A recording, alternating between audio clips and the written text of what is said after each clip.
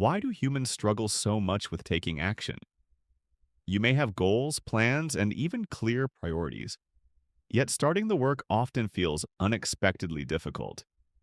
This is not simply laziness, there are neurological reasons behind it.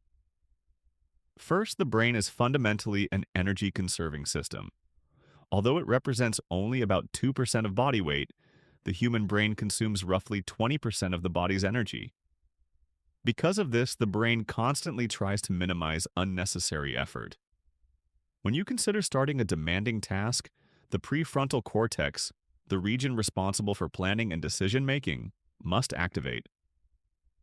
This region is metabolically expensive. At the same time, other neural systems begin evaluating uncertainty and potential risk. If the brain predicts high effort with unclear reward, it often triggers avoidance behavior. This is why people frequently switch to low-effort alternatives, scrolling on a phone, organizing files, or researching endlessly. These activities still produce small amounts of dopamine, creating a sense of progress without requiring significant cognitive effort. However, neuroscience shows something interesting about how motivation works.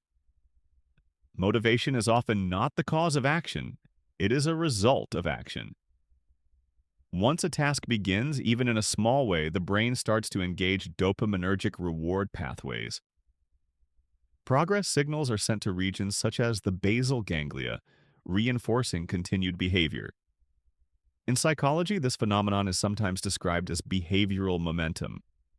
A very small initial action, writing one sentence, opening a project, studying for 5 minutes, can significantly lower the brain's resistance to continuing the task. This means effective productivity strategies rarely rely on willpower alone. Instead, they reduce the activation energy required to begin. By making the first step extremely small, you bypass the brain's natural resistance to effort. And once motion begins, the brain often does the rest automatically. In other words, execution is less about forcing motivation and more about engineering the starting point.